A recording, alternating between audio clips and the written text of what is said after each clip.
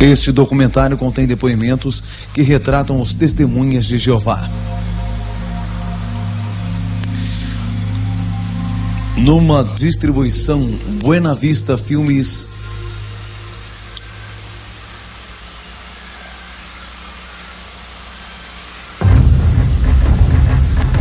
Testemunhas de Jeová, uma organização de falsos profetas. Versão brasileira Audio News. Mencione o nome Testemunhas de Jeová e terá várias respostas. Normalmente vem à mente a imagem de duas pessoas batendo à sua porta em horas inconvenientes, avisando que o fim do mundo está próximo. Ou talvez você se lembre de uma história que leu nos jornais ou viu na TV de testemunhas de Jeová recusando transfusões de sangue. Quem são essas pessoas e de onde elas vêm?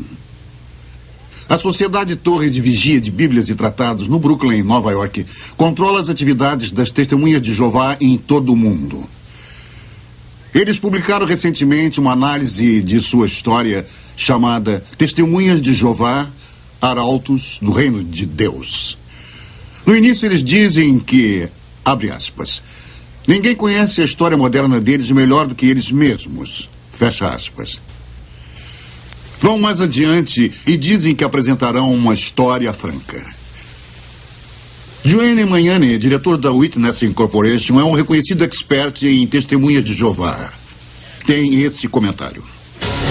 Deveríamos esperar, diante das afirmações feitas pela Sociedade Sentinela na introdução desse livro, que apresentarão a verdadeira história da organização. Na página 178, eles afirmam que é preciso honestidade em tudo o que fazem. Se basearam em antigos escritos onde é dito que o próprio Jeová é o Deus da verdade. Eles prometeram honestidade neste livro, mas será que cumprem a promessa? Encobrindo a verdade. David Riccaboni é lembrado por seus serviços prestados durante muito tempo à sociedade, imprimindo a revista Sentinela. Aqui ele é visto no filme Sociedade do Novo Mundo em Ação, de 1963. Uma coisa que me impressionava como testemunho de Jeová era a dificuldade em admitir os erros. Eu achava ótimo naquela época. Eu sabia que a sociedade tinha errado no passado, quando marcou datas para o fim do mundo e algumas eu acompanhei as maiores modificações na doutrina e às vezes me sentia chateado, mas desde criança me diziam que esse era o jeito de Jeová rever a nova vida da organização. Testemunhas de Jeová são frequentemente descritas como um culto, mas de fato negam que sejam um culto em sua publicação oficial, a Sentinela. Em sua opinião, Sr. Magnani, eles são mesmo um culto? Sim, testemunhas de Jeová se encaixam perfeitamente na definição de culto, apesar de negarem. Um culto sempre tem uma figura central forte que possui autoridade absoluta. Eles admitem no livro dos Arautos que o culto foi desenvolvido em torno de Charles Taze Russell, seu fundador.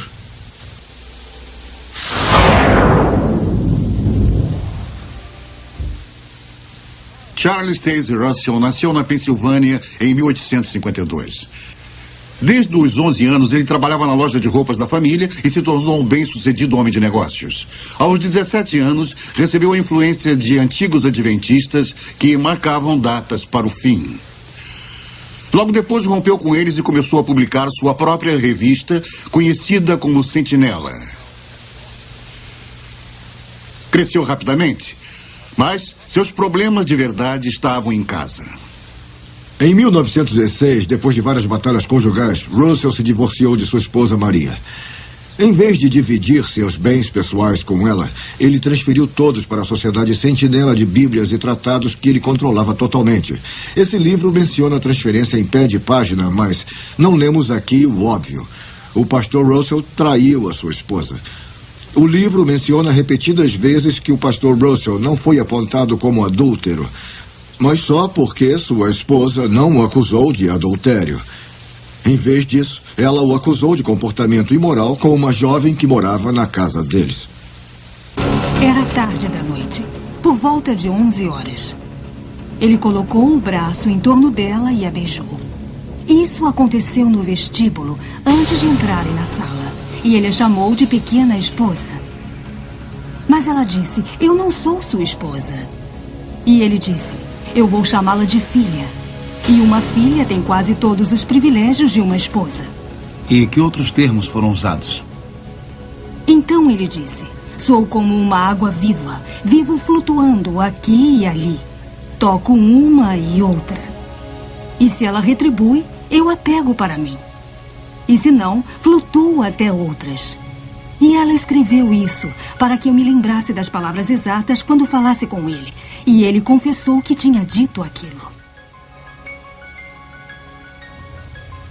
Então, por que o livro diz que Maria Russell queria notoriedade para ela, quando, na verdade, a corte declarou: ele mesmo diz que ela é uma mulher de perfeito caráter moral. O seu testemunho é uma forte confirmação das alegações dela.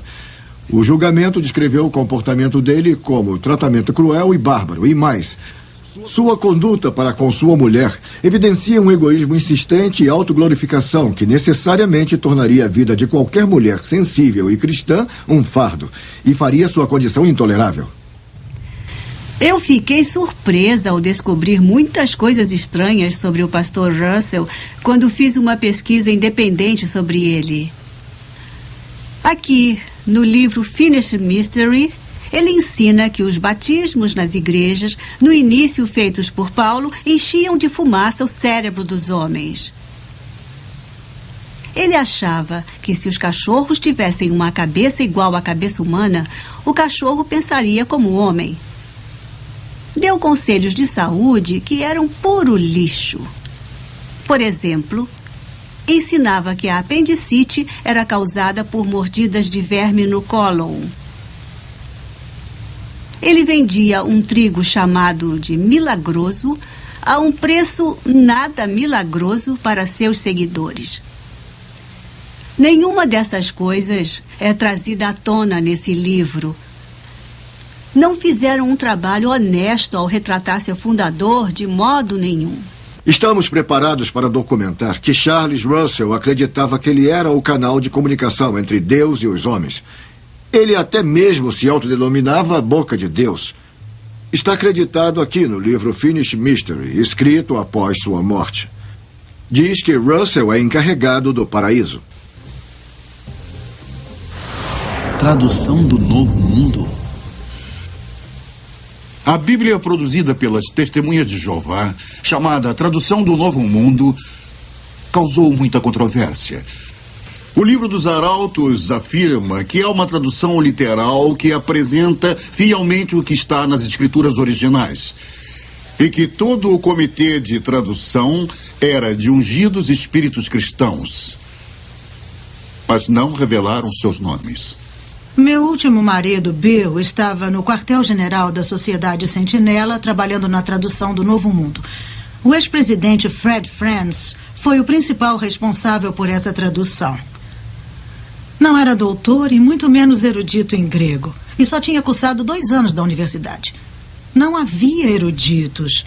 Eu sei porque conhecia todos pessoalmente. A suposta tradução foi escrita para refletir a doutrina pessoal deles. E o livro dos Arautos não diz a verdade quando afirma que essa é uma tradução literal do grego original. O único grego original que conheço é Jorge Ganges, do Comitê Secreto de Tradução. E ele não era erudito, disso eu tenho certeza. Ele mesmo me contou que antes de juntar-se a nós era cozinheiro em Columbus, em Ohio.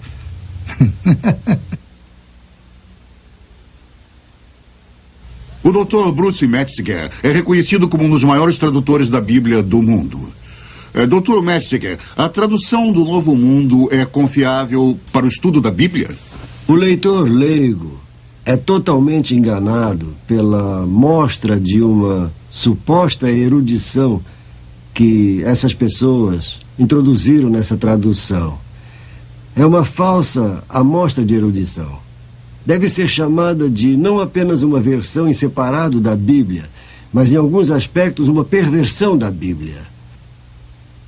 Eles usam a palavra Jeová 237 vezes no texto do Novo Testamento e não aparece nenhuma vez em nenhum dos manuscritos gregos conhecidos. Eu não acho que essa seja uma erudição responsável. Mas ainda pior, em relação à pessoa de nosso Salvador Jesus Cristo, tentaram todas as vezes que podiam denegrir o status de Cristo de eterno Filho de Deus para um ser criado. Chegam mesmo a distorcer o primeiro verso do Evangelho de João. No princípio era o Verbo, e o Verbo estava com Deus, e o Verbo era Deus. E está escrito Deus com D minúsculo. Isso é terrível.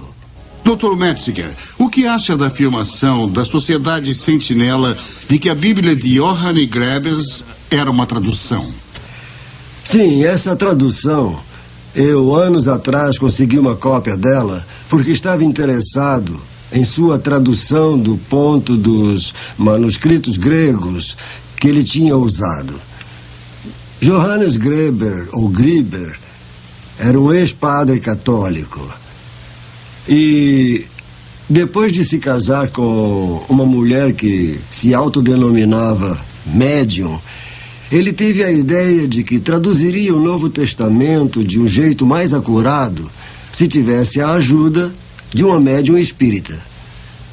Quando a verdadeira fonte de Greber foi exposta por aqueles que estavam fora da sociedade, pararam de se referir a ele como um erudito. O interessante é que há provas de que eles sabiam desse envolvimento por pelo menos 30 anos. Essa atitude deliberada é encontrada em toda a história deles, apesar de nunca haver uma referência a isso no livro dos Arautos. Isso é franco? Isso é honesto? O retorno de Cristo.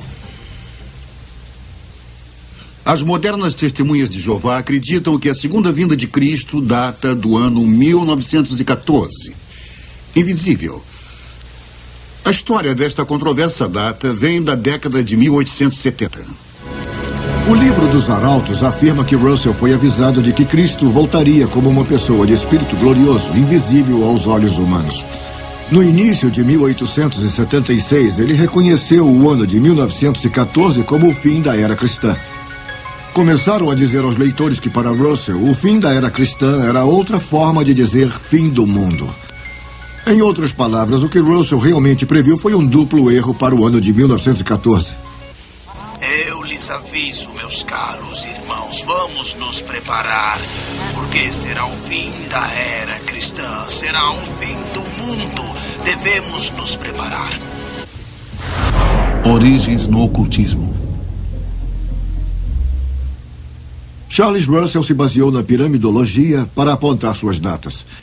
Ele acreditava que a grande pirâmide de Gizé era a testemunha de pedra de Deus, confirmando a época bíblica.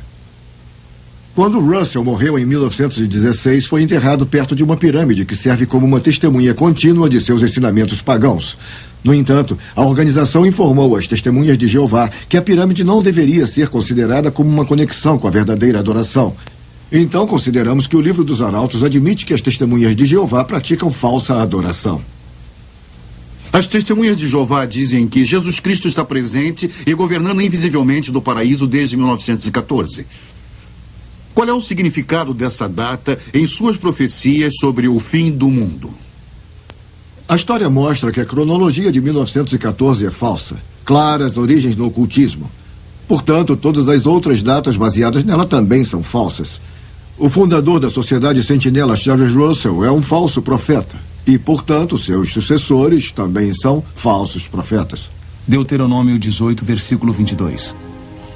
Vendo extraviado o boi ou ovelha de teu irmão, não te furtarás a eles. Restituir-os-á sem falta a teu irmão. Essas acusações de início no ocultismo são, sem dúvida, chocantes para as modernas testemunhas de Jeová, já que eles negam todas as conexões com o oculto. Há alguma outra prova de envolvimento ocultista, além do estabelecimento de datas erradas devido à piramidologia? Depois da morte de Charles Russell, Joseph Rutherford assumiu o controle da sociedade.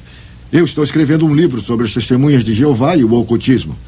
As testemunhas de Jeová de hoje podem se surpreender ao saber que seu último presidente manteve contato com espíritos. Na verdade, ele afirmou que recebeu instruções do falecido pastor Russell.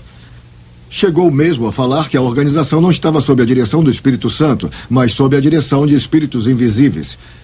Nenhum desses fatos são trazidos à tona no livro dos Arautos. Isso é franco ou honesto? Esta organização tem mesmo um guia divino, como falam? Ou é baseada no ocultismo? A prova é clara. Ela é. Testemunhas de Jeová. Testemunhas de Jeová é um nome diferente. Anteriormente era chamado Estudantes Associados da Bíblia ou Russellites, assim como uma variedade de outros nomes. Por que a mudança em 1931? Basicamente, a mudança de nome se deveu ao ciúme do juiz Rutherford em relação à influência do falecido Charles Russell. Russell tinha sido muito amado e reverenciado por seus seguidores, que acreditavam que ele era o canal de comunicação com Deus e o servo fiel, mesmo na morte. O juiz não suportaria isso por muito tempo. Ele queria uma nova religião com apenas ele no controle. Seguidores fiéis levavam discos de porta em porta, de modo que todos ouvissem o juiz chamar a religião de armadilha e trapaça. De fato, amigos, temos percebido que esta religião é uma grande trapaça. Deste modo, os Russellites tornaram-se as testemunhas. Na verdade, eram testemunhas de Joseph. O juiz foi forçado a trocar o nome. Ele afirmou que foram os anjos que indicaram o nome Testemunhas de Jeová.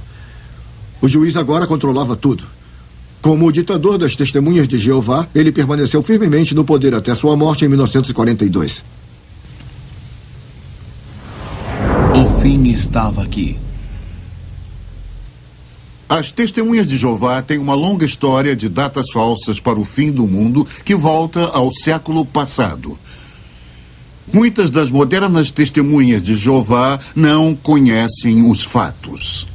Eu era da 4ª geração de Testemunhas de Jeová e conheci o juiz Rutherford pessoalmente quando era criança. Pelos escritos de Charles Russell, os pais dos meus avós e outros antigos seguidores acreditavam que o fim seria aqui em 1914.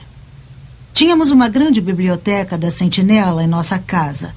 Minha família acreditava fielmente que o mundo acabaria no Armagedon, como havia aprendido. Esse livro dos Arautos não é muito confiável. Os fatos reais foram encobertos. A família de minha mãe era estudante internacional da Bíblia, a antiga versão das Testemunhas de Jeová. O ano de 1925 foi apontado como o início do paraíso sobre a terra. A Sentinela disse: milhões que hoje vivem nunca morrerão. Mandaram que fazendeiros não semeassem mais. Porque meu avô plantou no início de 1925, a família foi expulsa da organização por descrença.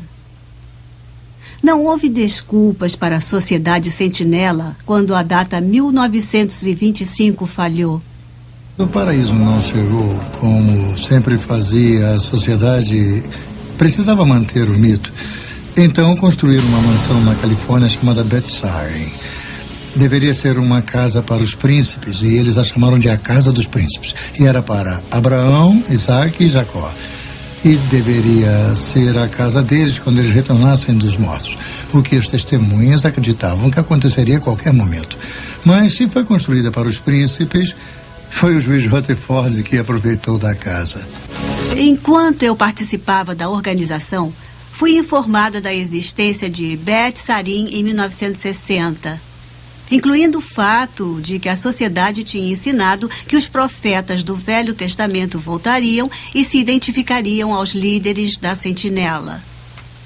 Um mendigo de barba apareceu e tentou reclamar Beth Sarim para si, mas foi posto para correr pela sociedade.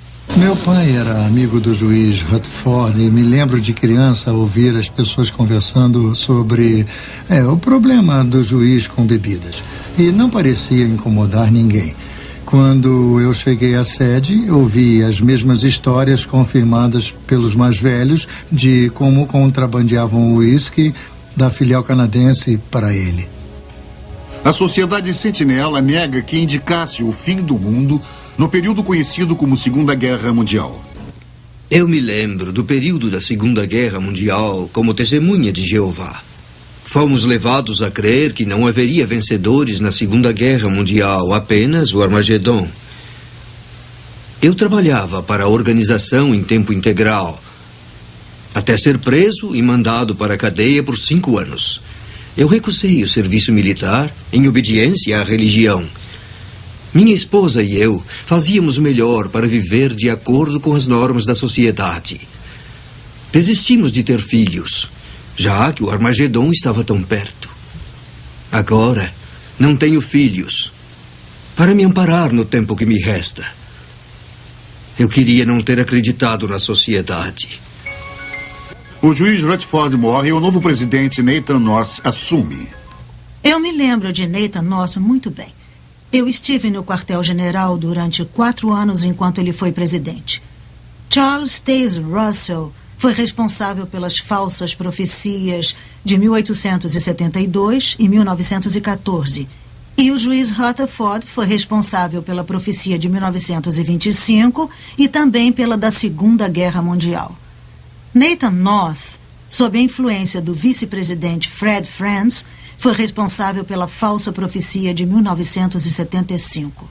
Eu me lembro de como ficamos entusiasmados quando estudamos o livro Vida Eterna na Liberdade dos Filhos de Deus.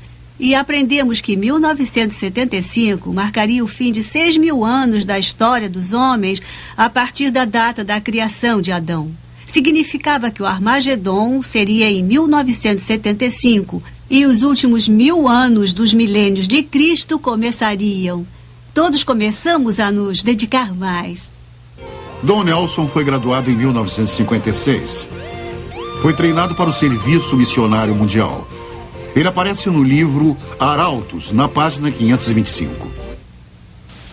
Eu lembro com muita tristeza os dias na organização e como eu e minha esposa nos sentíamos sortudos.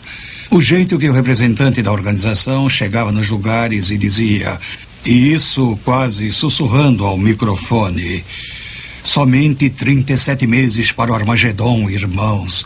E depois, em sucessivas viagens, somente 24 meses para o Armagedon, irmãos. E somente 12 meses para o Armagedon, irmãos. Felizmente, minha esposa e eu deixamos a Sociedade Sentinela em 1974, que era o ano anterior ao Armagedon, que deveria abalar e demolir o mundo. Então, não sabemos como eles lidaram com somente 1 mês para o Armagedon, irmãos. Ou somente 1 mês para depois do Armagedon. Isso porque, nessa época, tínhamos descoberto uma mentira na cronologia da organização e vimos o que era realmente. Era insano. 1974 foi um ano muito difícil para mim. Eu estava fora de mim. Eu tinha que tomar uma decisão crítica, porque a minha esposa precisava se submeter a uma cirurgia e o médico disse que ela precisava de uma transfusão. E eu tinha que tomar a decisão. Os irmãos me aconselharam a tomar a decisão certa para agradar a Jeová, porque afinal de contas estávamos a 1 ano do Armagedon e mesmo que ela morresse, seria salva logo em seguida. Não pode imaginar o medo. Eu tive tanto medo. Eu estava apavorada. Estava perto da morte, estava em um hospital. E irmãos e irmãs diziam para que me entregasse a Jeová e que não aceitasse a transfusão de sangue. Se eu aceitasse a transfusão, eu morreria no Armagedon. Se não aceitasse e morresse, eu seria salva. O grande júbilo estava chegando. Era 1974 e 1975 estava à nossa porta. E se me mantivesse fiel a Jeová, eu seria salva. Esse foi o conforto que me deram. Há alguns anos antes de 1975, os mais velhos me convenceram a vender minha coleção de selos que estava em minha família há 3 gerações. E eu calculo que deveria valer hoje mais de $1 milhão. Quando a data 1975 falhou, percebi que estavam errados e logo deixei a organização. Eu me lembro de como ficávamos presos a nossos assentos no fim da década de 60. Enquanto a sociedade atraía um casal após o outro em sua filosofia e as pessoas vendiam suas casas e bens e iam passar todo o tempo no ministério nos poucos meses que restavam antes do Armagedon. Alguns se livraram de suas casas, alguns esvaziaram suas contas no banco, Minha família e eu vendemos nossa casa e nos mudamos para onde a organização indicou. Assim poderíamos ouvir a mensagem da sociedade antes de 1975. Em 1973, eu fundei uma companhia chamada Dreamline, na qual cheguei a empregar 1.500 testemunhas de Jeová em 100 pequenas distribuidoras. Muitas delas me procuravam, queriam me convencer a passar o negócio adiante e que me juntasse a eles. Afinal, 75 estava chegando. E 75 chegou mais perto e alguns me criticavam e chegavam mesmo a me chamar de Segundo Pedro. Eu dizia que quando a Sociedade Sentinela parar de crescer, eu paro de crescer. E, claro, aqui estamos muitos anos depois. Eu me lembro da agitação que tomou conta de nós, testemunhas de Jeová, na Assembleia, quando anunciaram que os estudos da Bíblia não deveriam durar mais de 6 meses, já que 1975 se aproximava rapidamente. Um irmão conduziu 16 estudos da Bíblia, mas ao final de 6 meses não tinha concluído nenhum. A liderança da organização disse para que não nos perturbássemos se nossos estudos da Bíblia falhassem. Disseram, essas pessoas tiveram sua chance e não merecem viver na nova ordem de Jeová, se não conseguiram decidir em 6 meses se querem ser testemunhas de Jeová. Mandavam-nos sair e procurar por outros, rapidamente. 1975 veio e se foi sem o Armagedon e sem o tão falado final do milênio do reino de Cristo. Todos seriam destruídos, a não ser que fossem testemunhas de Jeová. Como a Sociedade Sentinela lidou com esse embaraço? Como de costume, a sociedade culpou seus membros pela falha da profecia, como fizeram no passado. O presidente Nathan North não interferiu quando o vice-presidente Fred Franz tentou encobrir a falha. Ele começou negando. Franz admitiu algum desapontamento por um lado, mas por outro se recusou a admitir sua culpa em marcar a data. Ele disse que não tinha sido específico, mas foi. Afirmou que não tinha dito que o Armagedon seria em 1975. Disse que poderia ser. Mas quem frequentava as assembleias sabia do contrário. Muito mais foi dito do que foi escrito. Então, 1975 foi um grande desapontamento. Quando Nathan North morreu em 1977, Fred Franz tornou-se presidente da sociedade. Mas ele continuou negando sua responsabilidade pela falha de 1975? Fred Franz continuou negando sua responsabilidade por 1975. Eu consegui conversar com Fred Franz numa entrevista pelo telefone. Falei para ele que as negativas dele tinham vida curta. Afinal, ele tinha sido bastante específico sobre 1975 nas publicações. E li para ele algumas frases. Disse para ele que foi por isso que muitas testemunhas de Jeová largaram tudo por 1975. Foi Franz que os forçou a acreditar que em 75 tudo acabaria. Ele se perdeu em suas palavras. Suas antigas afirmações o condenavam. Ele era um falso profeta. E eu disse isso a ele. Temos certeza de que muitos fatos históricos foram desvirtuados ou omitidos no livro Arautos. Ainda em suas páginas, nós achamos confissões potencialmente condenáveis se nós procurarmos. Na página 641 ainda achamos uma alegação, apesar de mudarem sua doutrina continuamente da falsa profecia, que diz que as testemunhas de Jeová estão avançando na luz da verdade. Precisamos perguntar, para eles, o que é esta luz? Juízo Final, 1999. Mesmo depois da última falsa profecia, eles não resistiram a continuar marcando datas para o fim do mundo. Continuam dizendo que 1914 foi o ponto de partida para a última geração, e várias referências em suas publicações apontam agora o ano 2000. Isso pode tornar a última geração bastante longa. De 1914 a 2000, um total de 86 anos. O tempo é o inimigo dos falsos profetas. E logo vão precisar da luz de 1974. Eu tenho acompanhado a história da Sociedade Sentinela por toda a minha vida, tanto dentro quanto fora da organização. E acho que Isaías 8:20 aplica-se a ela. Se eles não falarem desta maneira, jamais verão a luz.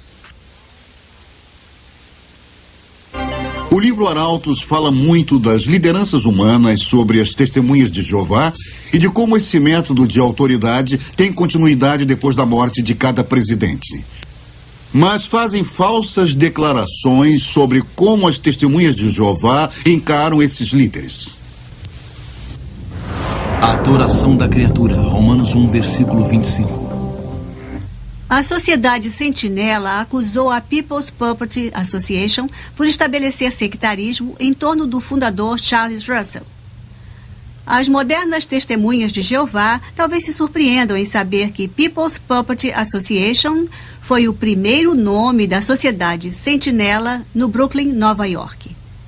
Foram eles que publicaram que Charles Russell era a criatura que Deus escolheu sobre todas as outras. Os primeiros seguidores de Russell deram a ele o status e a honra de criatura de adoração. As modernas testemunhas de Jeová devem checar por si mesmas e não engolir cegamente tudo que consta da literatura da Sentinela. São muitas enganações deliberadas. Normalmente, há muito dinheiro por trás dos cultos. Será que isso existe na Sociedade Sentinela? Muito dinheiro. Só precisamos olhar para as propriedades compradas pela Sociedade Sentinela no Brooklyn, Nova York e regiões vizinhas. São algumas das regiões mais valorizadas do mundo. E eles tiveram dinheiro para comprá-las. Aqueles que trabalharam no quartel-general da sociedade deram até a alma. Acreditávamos que estávamos servindo a Deus. Éramos escravos voluntários da Sociedade Sentinela e ajudamos a construir uma rica companhia de publicações. O dinheiro vinha das congregações e dos trabalhadores. Antes da introdução do imposto sobre serviços no Canadá, as testemunhas de Jeová compravam seus livros nos salões locais e vendiam de porta em porta. Então guardavam o dinheiro. Esse grande volume de vendas custaria à sociedade milhões de dólares em impostos. Em troca, as testemunhas recebiam a luz até que o imposto foi criado. Então, continuaram pagando pelos livros nos salões, mas agora é chamado de contribuição. Agora, desavergonhadamente, solicitam dinheiro de porta em porta onde colocam seus livros, mas as pessoas não guardam mais o dinheiro. Precisam entregar à sociedade também. Como a Sociedade Sentinela é inteligente, recebe agora 2 vezes pelos mesmos livros e está enriquecendo cada vez mais. A Sociedade Sentinela também foi atrás de contribuições em todos os Estados Unidos e outros países para recolher mais dinheiro livre de impostos. Chegaram ao ponto de registrar um documento apoiando Jimmy Swaggart, quando este se envolveu em um grande escândalo que também envolvia contribuições. Tudo sem impostos. Interessante é que apoiaram quem chamavam de diabo. E que tenham feito isso só por causa dos impostos. O método atual de contribuição é uma afronta à sociedade. Frequentemente, a organização não se contenta apenas com as doações recebidas. Eu me envolvi em muitos casos em que a sociedade mostra sua face inescrupulosa. Pedem dinheiro aos velhos e aos doentes e àqueles que se deixam convencer facilmente e que acreditam que dando seu dinheiro para a Sociedade Sentinela estarão se ajudando a obter a vida eterna. Isso, na minha opinião, é um terrível abuso em nome da religião. E conhecereis a verdade vos libertará. João 8:32. Eu não tinha razões para duvidar de meus amados pais que me criaram dentro da sociedade. Apesar de ser uma boa estudante, larguei o colégio e fui para o quartel-general da Sentinela. Lá conheci Bill. Nós dividimos muitas perguntas e preocupações sobre a organização durante nosso namoro. Questionávamos principalmente o assunto do sangue. Acabamos deixando o quartel-general para nos casarmos e nos mudamos para a fazenda do meu pai. Éramos muito felizes até que alguém contou sobre nossas dúvidas em relação às transfusões. Fomos postos de lado pelos nossos amigos, fomos abandonados por nossas famílias, fomos deserdados E sem treinamento profissional, tivemos que começar tudo de novo. Pesquisamos sobre a organização e provamos que eram falsos profetas e pregavam uma doutrina errada. Vimos que colocamos a organização no lugar em que Cristo devia estar. Aceitamos o Senhor Jesus Cristo, não qualquer organização, e temos estado muito felizes desde então. Bill está agora na casa do Senhor e eu continuo ministrando a sua santa palavra. Apesar de minha família ainda me discriminar, eu oro para que algum dia eles abandonem a organização pela fé em Jesus Cristo. Fui convertida a Testemunhas de Jeová quando tinha 18 anos e procurava por Deus. Larguei a universidade para me dedicar inteiramente a essa organização. Eu estou envergonhada por ter dado o controle de minha vida à organização. Quase morri ao recusar uma transfusão de sangue. Deixei os mais velhos tomarem decisões por mim. Durante uma assembleia em 1972, um tio cristão pediu imediatamente à sua igreja para orar pela minha libertação das Testemunhas de Jeová. Enquanto oravam, a fé cristã tomou conta de mim e eu finalmente comecei a questionar a doutrina, especialmente quando falava de Jesus Cristo e dos seus arcanjos. Levei minhas dúvidas aos mais velhos e descobri que não podia fazer perguntas difíceis e não havia um jeito honroso de sair daquela organização. Saí no início de 1975, causando furor na congregação, já que o Armagedon era esperado para poucos meses. Foi a melhor decisão que eu tomei, além de receber Cristo como o meu Salvador. E meu marido, Kit, e eu temos servido a Deus desde então. Comecei com as Testemunhas de Jeová no início de 40. Quando finalmente saí da prisão, continuei como Testemunha de Jeová até a década de 70.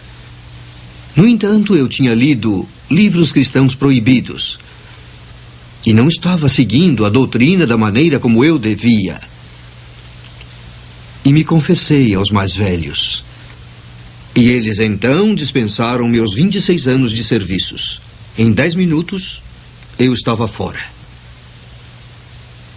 Mas então um amigo cristão colocou seus braços à minha volta e me mostrou o amor de Cristo.